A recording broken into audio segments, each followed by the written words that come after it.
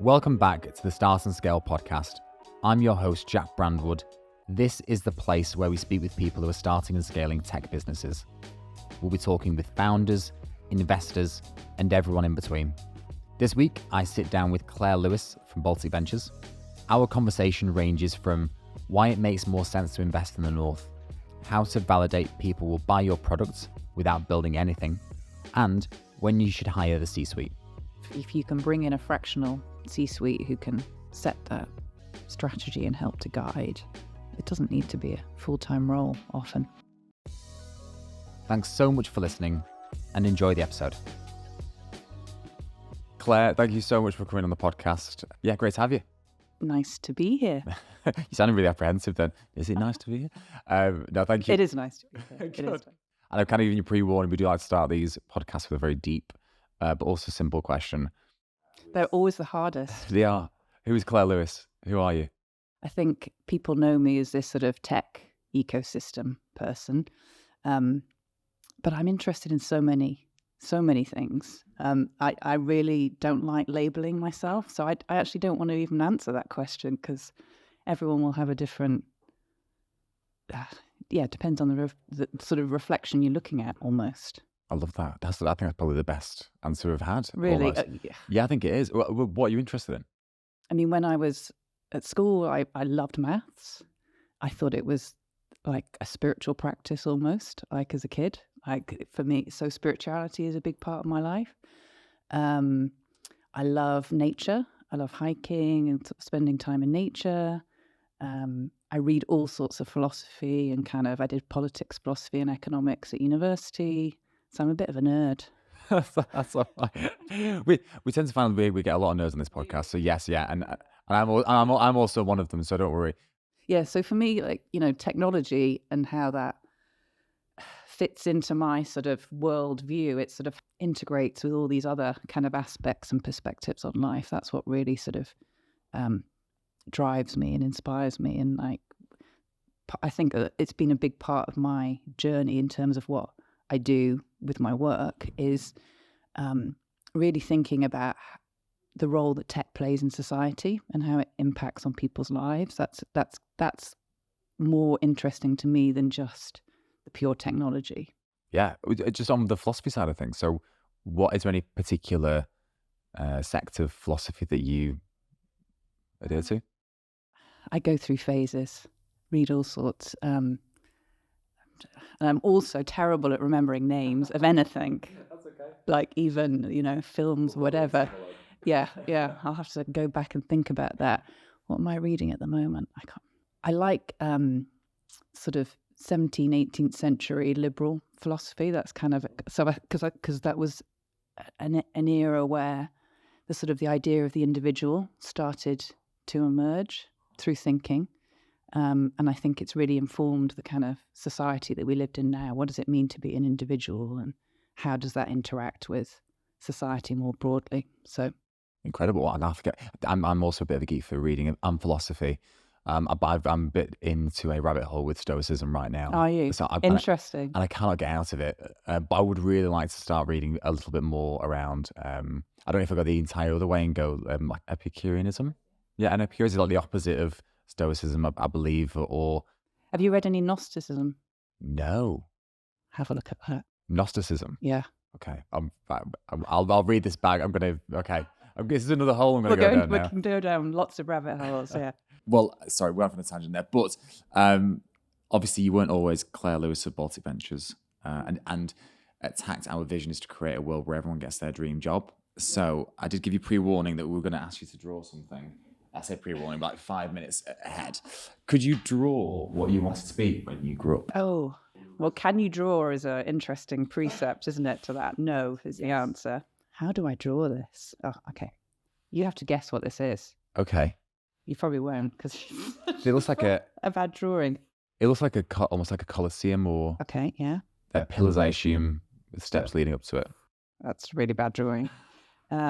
What will this have on the front? I'm just trying to remember. So it is a building. It's in London. I was going to say that it's a banker. Did you want to be a banker? I wanted to head up the Bank of England. Really? Yeah. As it and that was like a school kid. an interesting dream to have. It is, but yeah, I've told you I was a nerd. Yeah, you did. You did warn us. Just for anybody listening at home, that's Claire's, or anyone watching, so to say. Yeah. Wow. Okay. So their dream didn't come true just yet. No, I did apply. They didn't want me. Why to head of the Bank of England?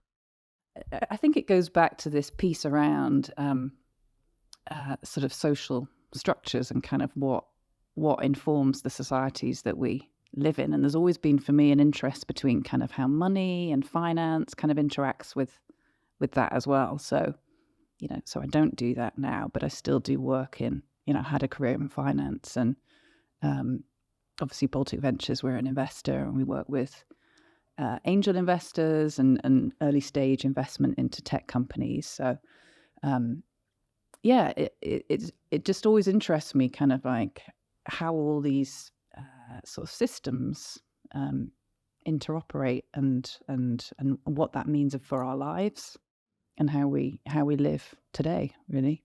Wow, a very, very wise child. So when and how did you get from there to where you are now? So I grew up in Chester, or near Chester. Went to uni in Oxford, did politics, philosophy, economics. I guess I've always been a thinker and kind of interested in ideas, but also lots of different perspectives. One of the things I love most about going to Oxford is just being surrounded by lots of other curious, interesting people from all different walks of life and countries, and that sort of exploration has always really interests me. I'm always curious. When I left, I started a career as an accountant. I worked for Arthur Andersen. I did not send them down. It was before the Enron years. Nothing to do with me. There's always a sense that, I think, I'm one of those people that really never knew what they wanted to do and still doesn't. There's always a sense of what am I supposed to be doing with my life, and sort of like a feeling of purpose. And it's almost like you try and pull out your purpose from what drives you over time, and you get a different perspective on it as you grow older. So for me, it's been a kind of, my whole career has been this sort of like constant process of sort of inner reality check. Like, is this really feel like I'm kind of, on purpose? Do I feel really motivated? Like, am I fulfilling my why in life? And just so lots of exploration. So after, I had a career in finance for about 8 or 9 years, working after Arthur Andersen, working in, I worked for Barclays and sort of, big organizations. And then I was like, I needed more creativity. I felt really stifled, and I just went completely off a tangent, became an entrepreneur. I founded an e-commerce business in the sustainable beauty area because I saw a market opportunity at the time. There were very few routes to market for natural beauty brands, and so and online retail was really just at the beginning. This was back in the early 2000s. So yeah, developed an online retail brand that was a platform for sustainable beauty brands to come into the market in the UK, and they often went on to then be stocked in some of the big department stores. So I did that for about 10 years. It was really successful, but I thought I don't want to spend my whole life working in beauty. There were too many, writing articles about mascara, etc. It was just not really my thing. So I sold that to an investor about 10 years ago. And then I was like, okay, what's next? And as part of my process of going through getting investment, selling the company, I just got so interested in that kind of early stage funding environment, and ended up getting a job at an impact investing bank as their COO, and kind of went from there. What's an impact investing bank? So impact investment is a type of investment that focus on the impact that a business is making through their actual products or services. Some impact investors will distill that down to, that's ed tech, health tech. Those are kind of like the common areas of impact investing. But it's really a kind of a movement that's recognizing that money, kind of the traditional money markets, just think about profit first and risk second, but they don't think about what actually are we funding. And there's been a kind of like a progression over time. First of all, looking at negative screening. So I think, we call that ESG, where it says, well, actually, should we really be funding arms dealers or oil or tobacco? So you kind of start to negative screen investments. But impact investment is kind of the next stage where you look at, okay, but we are in an era where we're facing climate change and all these different environmental and social issues. We need a kind of a more refined lens to be, as financiers, thinking about what we're actually investing in. So what are we backing and what's the society that we're building through the investments that we make? So that's impact investment, where they'll really think about, what's the change that we're going to affect in the world through investing in this company. Wow, that's a really admirable business model, right? An admirable bank, which they don't tend to go hand in hand, right? Well, so you use the word admirable, which I always struggle with a bit, putting a moral lens on things. It's like some things are good and some things are bad. I think I've got to the age where I've realized that the world is much more nuanced than that. But I think it is about, we went from just looking at profit to looking at profit and risk. And now it's like profit, risk and impact, because actually impact is tied in with that risk piece. So I think from a, financial markets perspective, if you look at the sort of the climate and the sort of the world stage and what's going to happen in 10, 20 years time on a regulatory perspective, if climate change continues to progress the way it is, if you aren't thinking about how you're managing that in your portfolio of investments now, you're not managing your risk. So there is a, there's commercial levers around this. It's for me it's like, it's common sense. It's like, surely we're here, right, on this beautiful planet. Don't you want to play a part in building a beautiful world to live in through the work that you do and through the investments? It's all connected. We can't disconnect finance from the bigger picture. So it's a recognition of that. So what's right and wrong? Well, that's like the $1 million question. Everyone's got a different perspective. And one of the sort of arguments about impact investing is, well, that institution thinks that that's an impact investment, but that institution thinks that that is, and everyone has a different view on, what that looks like. But I think there's the merit is actually just making sure, is there a lens that takes that into account? Are you considering that through the investment decision-making process? Yeah. And I guess commercially, it's no secret that more and more nowadays people are more conscious of what they're buying and is it sourced in the right way, things like that, or being more environmentally conscious. So I guess commercially also, if you're investing in businesses that have a good impact on the world, you tend to think that those businesses are going to do well in the new way of people are buying things, right? Absolutely. I mean, people are also quite mercenary. I've found as a sort of, an entrepreneur in this space, is that ultimately they will decide, do I love the product? Is it at the price point that I want to pay?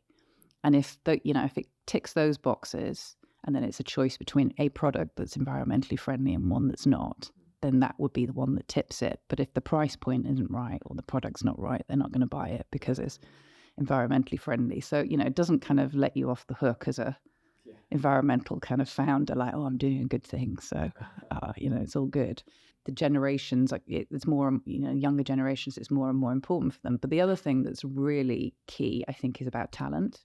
So, you'll have more data on this, but younger generations of talent, absolutely are looking for employers who are mission driven and have a purpose that they align with. Like, they're just not interested in working for, a large organization that has no meaning to them. From a business leader's perspective, that actually is primary in terms of commercial levers for why you would want to kind of go down that kind of pathway. So you have the best talent. You know what? That's so true. And there's a really good Patrick Lencioni book, which is The Truth to Employee Engagement, and he talks about the three different things that make someone feel disengaged. But one of them is irrelevance. You know, if you feel like, you know, why am I showing up to work every single day? Is it just to make sure the CEO can afford a nice car or whatever it might be? I don't know. But yeah, that irrelevance piece is super, super important. And I guess why so many people are focusing on their EVP now, right? And to attract talent. Baltic Ventures. Yeah. What are Baltic Ventures? What do you do? What's your purpose? What are you all about? So Baltic Ventures, we're very new. We only launched earlier this year. We're an early stage tech accelerator and an angel syndicate. So what does it mean to be a tech accelerator? We work with early stage founders, so digital tech companies that have an MVP, an early product. And we have a 4-month program that we run annually that helps those founding teams accelerate the growth of their product and business. And alongside that, our angel syndicate invests just a nominal check of like 50K into each of those companies. But we do a lot of work as well around investor engagement, so supporting those companies to get follow-on investment. So, and why have we done this? So it comes back, to my point around sort of technology ecosystems being people-centric and recognizing that, if you look at stats around the North and kind of growth rates of companies and the amount of investment they attract tends to be lower than companies that are founded in London. So, we know that most investment capital for early stage tech companies is based in London, and it will always be that way. There's nothing wrong with that at all. What's important is that we're building good relationship networks between our ecosystems in the North and that capital base in London, and also, internationally across Europe and into America as well. So for me, I see that having a strong tech ecosystem is a key foundational stone for strong growing economies. And, I'm a Northerner. I'm passionate about, the development of the North. And I see this as a kind of a critical piece of our kind of economic development, is to have these kind of organizations and ecosystem drivers. Yeah, it's something that I've heard a few people speak about is how the disparity between the North and the South in terms of investment. Is there any stats behind it? Yeah, I mean, Protura did a really good report last year, and there's there's quite a lot of organizations that pump out kind of stats around. You've got organizations like UK BAA and Bohurst do really good data as well around kind of where investment is falling. I mean, the good news is that it's catching up. I mean, I've been working in this space for about 10 years now, in the North and Northwest. And we've made huge leaps in that time. And the gap is much smaller now. Before it was like there was a completely different kind of culture between a founder in London and a founder in Manchester or the Northwest or Liverpool. As a founder in Manchester, you would assume I'm going to have to bootstrap, because the chances of me getting any sort of like risk capital, early stage angel is quite low, unless you've kind of been there and done it and you've got an established kind of high net worth network. It's not going to happen. So what you got was founders who would just bootstrap. And so what that means is that you look at sort of usually smaller opportunities. It's like, okay, I can really see the market that's available here. I can build a product, in this market, and we can do that profitably. What that means is that you don't get founders in, the Northern ecosystem, or you didn't, looking at the really big opportunities. So, those big VC backable things where, you can take a whole massive market and shift. So you got that happening in London. So, but now I think things are changing. Like there is more capital available. So it's not like such a stark contrast. But typically, Northern founders still end up with less funding than founders that are based in London. So, but it's catching up. It's catching up. As a Northerner myself, thank you so much for doing what you've been doing for the past 10 years it's because I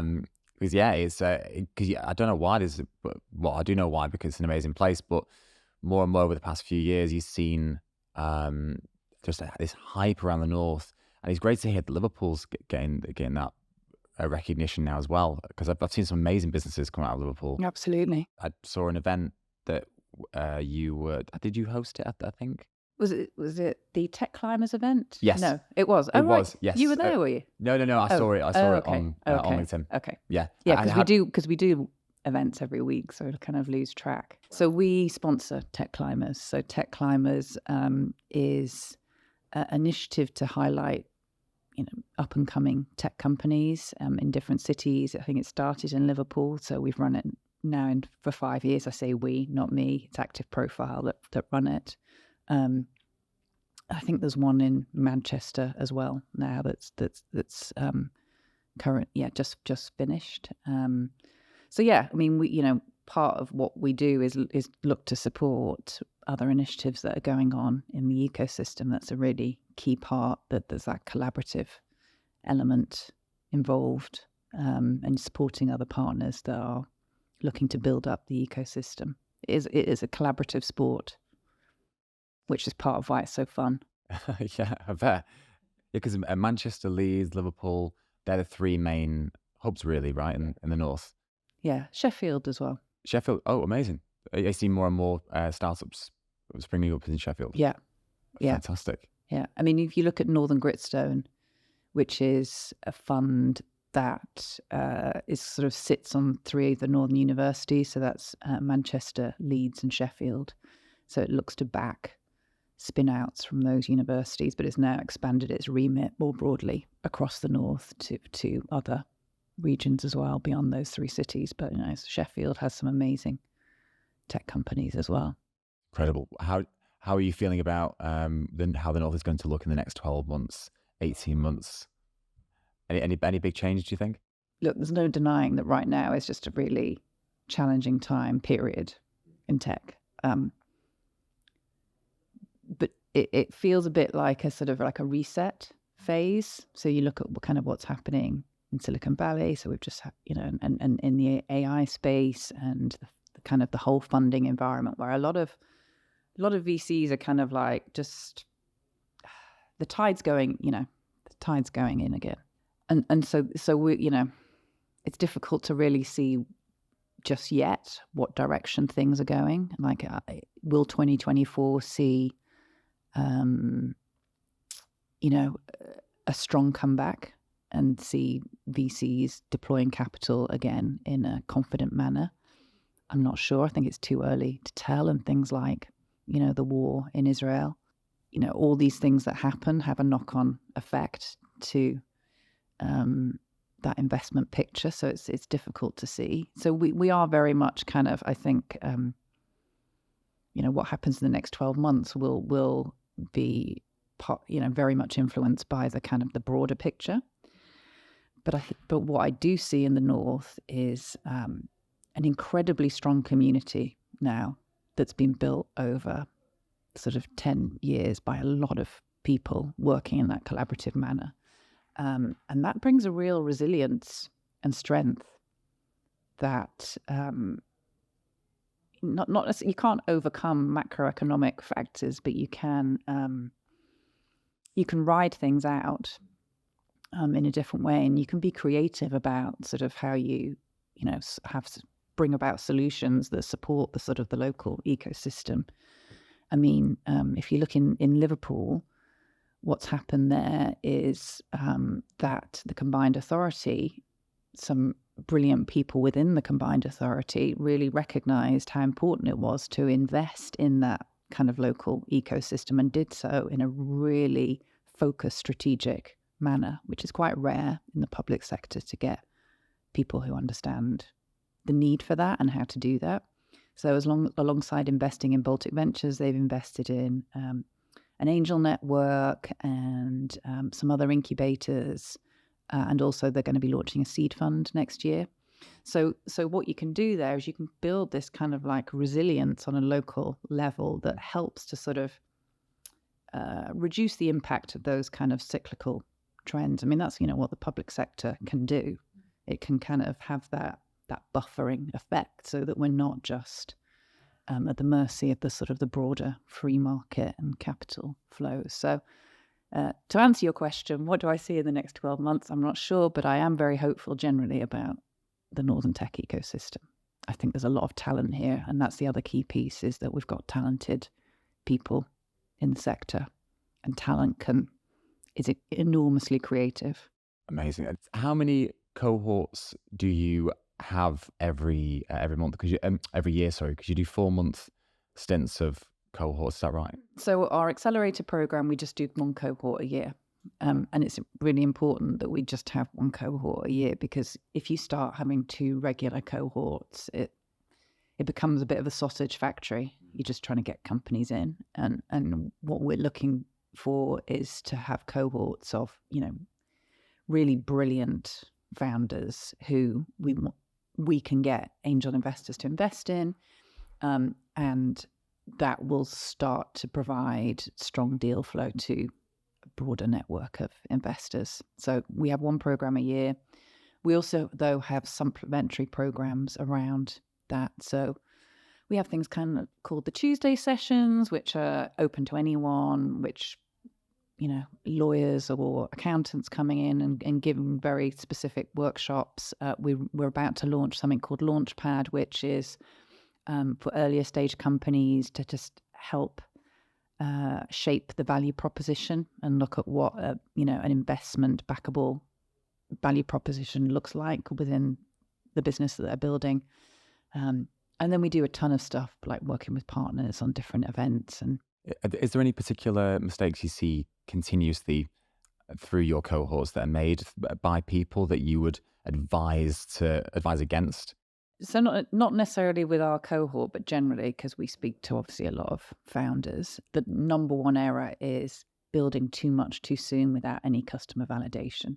It's really seductive for a founder to kind of get caught up in an idea of what they want to build without testing and iterating that on their market and really understanding who their market is and who's going to buy this. It's the biggest kind of capital burn route you can take, really. So that's the number one thing. So learn to test and iterate really early and build that in as a discipline. That is something that crops up quite a lot, is proving that people would buy what you're building, which sounds really simple, but I guess if you're going out there to try and get money to build the thing you're trying to sell, it's kind of what comes first, right? Yeah, and it is hard. So I do get it, because you have to go to market with something that has a degree of credibility. Like, there are people who,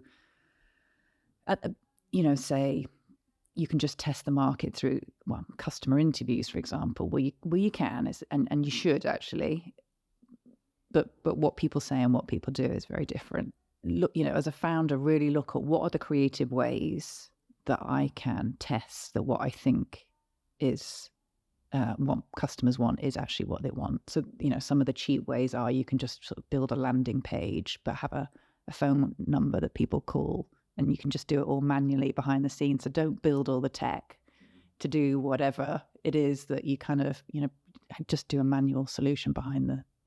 So just check, are they responding to the marketing that you're putting out there and the messaging, and sometimes it takes a bit of practice, because there might be a market, but it might not come from exactly this place that you think it will come from. So as an example, we had, so we run masterclasses every week as part of our cohort. And one week we had product manager come in, and he talked about a time when they were testing the market for travel insurance and people buying it online. So this is probably 10 years ago. Like, it sounds crazy. Of course people will buy it online, but back then it wasn't that clear. And there was a whole load of market research that was done and some customer interviews, and they went out and they came back and said, no, people won't buy their travel insurance online. But they were like, no, we're sure that they will. So they put on some Google ads, and it went to a landing page with a telephone number, and it rang off the hook. those people were ringing from the airport because they got to the airport and realized they hadn't got any travel insurance. So they in doing that, they could identify, yes, there is a market and it looks like this. People who are desperate, they will pay any price. They kind of, so they could actually offer a premium product and get better markup. So that's just an example of a creative way of testing your market. But I just see so many founders who don't do that. And they can't, because I assume that's probably the first question you get asked if you're going to raise money is how many sales have you made, or are people asking you for this product or anything like that? I guess would that come after the seed investment, or? Oh, that's the $1 million question. I mean, because of the way the funding environment is right now, investors want to see more and more validation earlier on. So even at seed, even at pre-seed, they want to see validation. So, which comes back to my point, be creative, do that in a cheap way. There is almost always some sort of cheap way of proving what your value proposition is and that there's a market there. And investors want to see that you've got that discipline and that you take that approach. Because if I see someone who's like prepared to spend hundreds of thousands, millions to build something without even looking at that, that's a red flag, to an investor. Like, okay, you're just happy to spend all our money, It's a really important discipline that founders need to embed into their kind of execution really early on. Say I had an idea now, I don't know what it would be, but say I had an idea and I said, Claire, I really want to get investment for this idea. I think it's a goer. I think the world needs it. What pillars would I need in place before going out there to the market and saying, I need some money? So you need to have done that testing. So you need to have built something. It doesn't have to be good. It doesn't, you're not being asked to kind of like build a new quantum generator or, anything like that. It's just build something and test it and measure the results and sort of, so show that you've got that validation. That's the key thing. The key thing. They want, and traction. Is there a difference between, do people want to buy it and traction? Depends on your product and what the kind of sales cycle is. So if you have a product that may be selling into the public sector, and so you're kind of looking at big B2B sales, so it could be a while before you get and land that. But traction is, can you demonstrate that you are sort of progressing on the sales pipeline with potential customers, and is that validating what you're offering, what you're kind of, what you're experiencing so far? So it will look different, and you'll have slightly different metrics. But it could also just be, how many visits you get to your website, or how many app downloads you get, how many signups to a wait list. So it depends on the context of your product and the route to market that you have. Would you recommend someone hires a CTO from the start, or no? Probably not. A lot of companies go down the fractional route these days. I mean, it's a really difficult question. It's something we talk about a lot. Like, at what stage should you hire these C-suite? Again, it depends on your set of skills as a founder, where the gaps are, what your product is. But you should always look at what's the cheapest way, or the most low-cost way, and how do I mitigate as much risk as possible before making those big hires when you're building. If you're starting to, what's the right time? I think it will be different for everyone. But yes, probably start with a fractional. Are there other fractional roles starting to crop up? There's every type of fractional. It's quite the thing. CMOs, quite common. Those are probably the two main ones. Fractional people officers, fractional CFOs. That's a big one. It makes sense. It makes complete sense. Like you said, if there's because you do see businesses who hire that entire C-suite from the get-go, and others that do not and just kind of mumble along, and then they try to do it all themselves, right? I mean, a good C-suite person will bring in the strategy, Right. but actually, it's the execution of it. You can have more junior, kind of less experienced people that are executing on that. So if you can bring in a fractional C-suite who can set that strategy and help to guide, it doesn't need to be a full-time role often. Is there ever a time where you have to, when you get people either through the cohort or probably not through the cohort, but people who come to your events, I've seen you on LinkedIn and ask Claire, like, I've got this idea. Do you think it would work? Do you give that kind of advice to to people? It's really hard because we don't know every market. I mean, so one of the things that we look for in the companies that are applying to our cohort is what is the domain experience of the founders.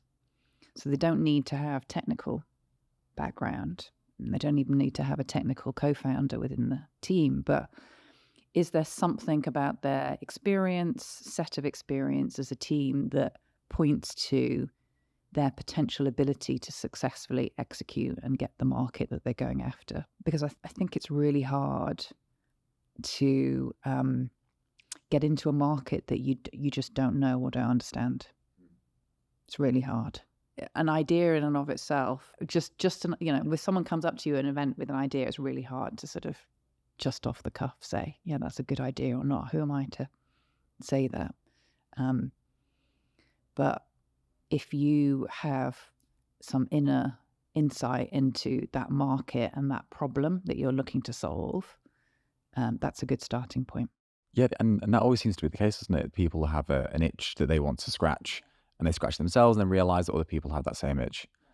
And it makes complete sense, because then they tend to market it out themselves, right? And test it out on themselves. Baltic Ventures, what's on the agenda? What's on the plan for the next 12 to 18 months? What have you got?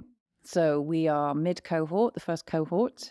And then we've got a whole host of other kind of events and programs kicking off. So Launchpad will be kicking off in January as well. So we'll have 15 companies on that, looking at shaping their value proposition. And then we'll be opening applications for next year's cohort in the spring. So anybody who wants to get involved, we'll put the links in the video. And anyone who wants to be an angel investor. So that's the other kind of side of what we do is we're an angel syndicate. Our angels are mostly former founders, but from very different types of companies. And it's been a fun experience for them investing into, 10 companies, a whole cohort, but doing it as a group and kind of learning from each other. And we run that syndicate every year. What a brilliant idea. Is there anybody else doing that, a similar sort of thing that you know of? I mean, there's plenty of angel groups around. So you've got Manchester Angels, you've got GC Angels, you've got LCR Angels. So there's lots of angel groups, but there aren't really any other accelerators that I know of in the north that have an angel syndicate as part of the offer. So our investment into those companies come from the angels. And we set up a special purpose vehicle that they invest through. Makes complete sense. So we kind of do all the legals and heavy lifting, and they just have fun. The dream.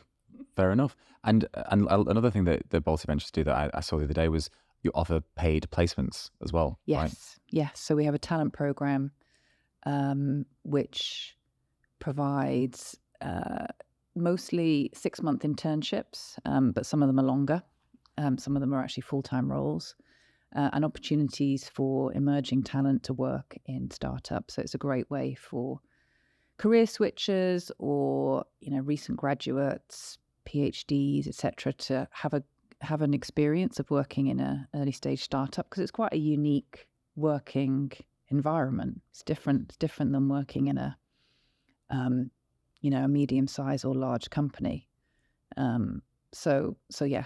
We have that talent program, and we subsidize their salary by 50% for that 6-month internship. So that's kind of how the program works. So the idea is that we're kind of building up a pool of talent that is, having that opportunity and experience of startup life. What an incredible idea. Fantastic. I'm sure people will snap it up if it's... Yeah, so the applications closed last week, so we're busy interviewing all the applicants now, yeah. So, because obviously you've had an incredibly impressive background. I mean, you've done a lot of stuff, which is brilliant. And now you're here offering your, putting people together, obviously, but offering words of wisdom to people going through that journey of setting up a business, which is incredible. Was there anybody that you've crossed paths with on your journey, in your career journey, that you owe a lot to, or that sticks in your mind as someone that you'd like to? There was a guy called Lee Strafford. I don't know if you ever come across him. Quite a character. That I met about 10 years ago. He had set up PlusNet. Oh, wow. Okay, yeah. Exited that. And I think he was chair of Sheffield Wednesday for a period. But he was, for a period, a real kind of connector of this sort of northern sort of tech ecosystem movement almost. And he, really inspired me, I guess, in what I've gone on to do for the last 10 years. He was incredibly intelligent, just had like enormous vision. I remember him sitting down and he kind of drew it all out, the vision. So he was probably one of the most kind of influential people for me on this journey. I think kind of meeting him and hearing his vision probably helped to consolidate a lot of kind of my urges in terms of like, when you're trying to kind of bring something together and you kind of feel this, I don't know, it just was, it just like energy helped. Or like kind of like, yeah, I think it just clarified to me kind of what I wanted to do and kind of the direction I wanted to go in, and to see his passion. He was very passionate about building that northern tech ecosystem. So shout out to Lee. Hi, Lee. Thanks, Lee. Thank you for giving us Claire. Wonderful. Well, look, I'm conscious of time. We've been speaking for quite a while. I didn't realize how long. I would like to end the podcast with this one question. Today's your last day on Earth. It's not, but imagine it is. And apart from coming on this amazing podcast, of course, what would you be up to today if it was your last day on Earth? I would go back to the forest where I live and get my son, and I think we'd just sit in the forest for the afternoon, and hopefully it's sunny, and I don't know, have a cup of tea. It would have to be in nature. And is your son into nature as well? Not really. No. But I'm into him, so he has to be there. Yeah, so you force him into nature. It's a good thing to be forced to love. Amazing. Well, look, that's fantastic. And genuinely been following Baltic Ventures for quite some time. What you're doing is brilliant. And you've had amazing businesses come through the program. And I'm just excited to see what it's like in the next 12 to 18 months. It's going to be really exciting. Fantastic. Thank you. And that's it for this week's episode. Thanks so much for listening, and I really hope you enjoyed it. Anything we talked about will be linked in the show notes. And if you haven't already, don't forget to subscribe wherever you listen to your podcasts. And we'll catch you on the next one.